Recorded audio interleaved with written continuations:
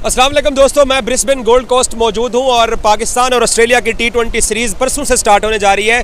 कल पाकिस्तान का पहला ट्रेनिंग सेशन है और पाकिस्तान के जो T20 स्पेशलिस्ट प्लेयर्स हैं वो भी यहां ऑस्ट्रेलिया ब्रिस्बेन पहुंच चुके हैं, जबकि जो वनडे के स्पेशलिस्ट थे द लेजेंड सैम अयूब साहब, उनको भी वतन वापस भेज दिया गया है। वो T20 के स्क्वाड का हिस्सा नहीं है और आमिर जमाल भी वापस चले गए हैं, अब्दुल्ला शफीक भी वापस चले गए हैं। और अब जो पाकिस्तान का T20 स्क्वाड है उसमें जहांदाद खान पाकिस्तान की टीम के अंदर आए हैं, लाहौर कलंदर के ये प्लेयर हैं। और इसके अलावा साहबजादा फरहान आए हैं, सुफियान मुकीम वो T20 स्पेशलिस्ट के तौर पे यहाँ पर पहुँचे हैं। ये पाकिस्तान के कुछ यंग प्लेयर्स जो T20 टीम के अंदर शामिल थे, उमैर बिन यूसुफ शामिल थे, तो ये इन सब लोगों ने पाकिस्तान टीम को यहाँ पर ज्वाइन कर लिया है। पाकिस्तान क्या बाबर आजम और रिजवान के साथ दोबारा यहाँ पर T20 में ओपनर जाएगा? ये एक सवाल है जिसका जवाब क्रिकेट फैंस को चाहिए। मैंने यहाँ पे टीम इंतज़ामिया और जो बाकी लोग हैं उनसे चेक करने की कोशिश की है कि हमारी ओपनिंग जोड़ी कौन होगी, तो बताने वाले ये बताते हैं कि सैम अयूब और रिजवान की जो ओपनिंग पेयर पाकिस्तान ने पिछला एक साल आजमाया था उससे पाकिस्तान को नुकसान हुआ, नाकामी के सिवा पाकिस्तान को कुछ हासिल नहीं हुआ है। तो ये सोचा जा रहा है, ये देखा जा रहा है कि बाबर और रिजवान को ही मैदान में ओपनर उतारा जाए। आप लोग अपनी राय ज़रूर दीजिए, पाकिस्तान टीम को आपकी राय का इल्म होगा, क्योंकि ये 7-8 सेंचुरी पार्टनरशिप करने वाली ये जोड़ी है। अब तो नीचे फ़ख्र भी नहीं है पाकिस्तान के पास, तो पाकिस्तान जो है वो रिजवान और बाबर की ओपनिंग जोड़ी के ऊपर दोबारा इन्हिसार इस T20 सीरीज़ में आपको करता हुआ दिखाई देगा। और इस T20 सीरीज़ के अंदर पाकिस्तान के जो पेसर हैं शाहीन, नसीम, हारिस, अब लेफ्टी जहांदाद भी आ गए, वो भी अच्छी बॉलिंग करते हैं। और पाकिस्तान के पास ऑप्शंस हैं T20 क्रिकेट के अंदर, अच्छी परफॉर्मेंस पाकिस्तान के प्लेयर्स दिखा सकते हैं। सलमान अली आगा पाकिस्तान के T20 स्क्वाड के अंदर शामिल हैं, तो उसके अंदर वो गट्स मौजूद हैं कि वो पाकिस्तान के लिए स्कोर कर सकता है। बाकी रिजवान और बाबर अगर आप ओपनर भेजते हैं तो ये कोई घाटे का सौदा नहीं है, ये एक आजमाई हुई ओपनिंग जोड़ी है। और मेरे समेत बहुत सारे पाकिस्तानी पहले भी ये बात करते रहे बार बार कि यार हम लोग क्यों इन्हिसार कर रहे हैं सैम अयूब और रिजवान की ओपनिंग जोड़ी के ऊपर, जिनको न्यूजीलैंड के अंदर आजमाया गया, जिनको अपने होम ग्राउंड्स पर आजमाया गया, जिनको फिर वर्ल्ड कप में जाके भी पाकिस्तान तजर्बात करता रहा, लेकिन पाकिस्तान को कुछ हासिल नहीं हुआ ओपनिंग जोड़ी से। बाद में बाबर और रिजवान ने वर्ल्ड कप में ओपनिंग की, लेकिन वहाँ पर भी कोई ख़ास हमने इम्पैक्टफुल परफॉर्मेंसेज नहीं देखी हैं।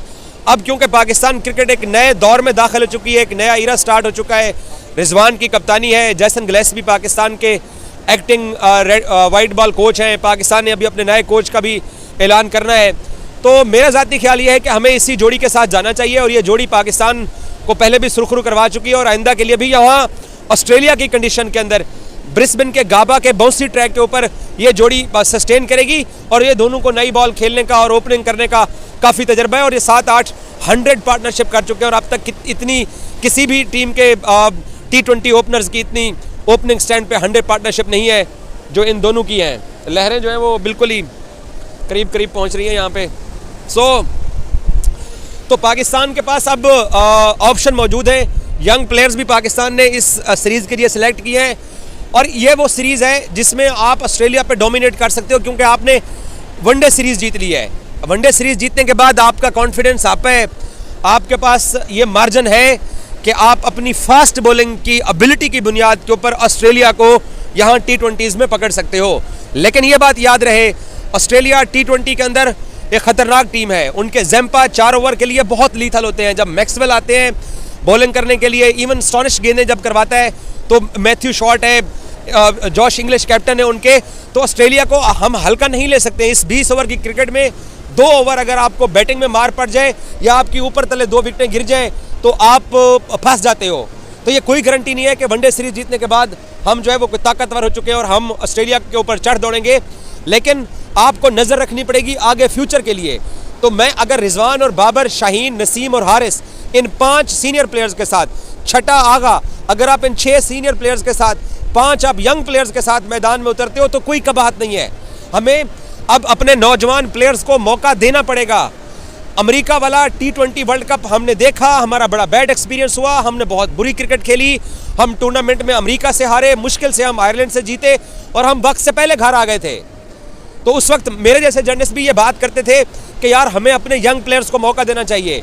आपके पास जूनियर प्लेयर्स हैं, आप उन जूनियर प्लेयर्स के साथ जाओ, हसीबुल्ला को आप मौका दे सकते हो, अगर रिजवान और बाबर ओपनर नहीं आते हैं तो आपके पास हसीबुल्लाह बतौर ओपनर एक ऑप्शन मौजूद है, आप हसीब को बतौर ओपनर मैदान में उतार सकते हो। लेकिन तजर्बात से गुरेज हमें नहीं करना चाहिए, हमें अपनी टीम को आगे की तरफ शिफ्ट करने के लिए, देखें इंडिया ने T20 वर्ल्ड कप जीता, उनकी डिफरेंट टीम जाकर खेल रही है इस वक्त साउथ अफ्रीका में T20 सीरीज। सिर्फ उसमें 2 सीनियर प्लेयर आपको सूर्या नजर आएंगे और या आपको हार्दिक पांड्या नजर आएंगे, तो वो सारी अपनी यंग टीम के साथ गए हैं। तो हमें भी अपनी यंग टीम के ऊपर इन्हिसार करना चाहिए। ठीक है, इस सीरीज के अंदर रिजवान बाबर को आपने ट्राई किया है, शाहीन को ट्राई कर रहे हो, हारिस नसीम है, आप खिलाओ इनके साथ, खेलो ये सीरीज, लेकिन खुदारा आगे की तरफ देखिए। अपने फ्यूचर को सिक्योर करने के लिए, अपनी टीम को बेहतर बनाने के लिए हमें अपने नौजवान प्लेयर्स की तरफ स्पेशली इस T20 फॉर्मेट में जाना पड़ेगा। Thank you so much.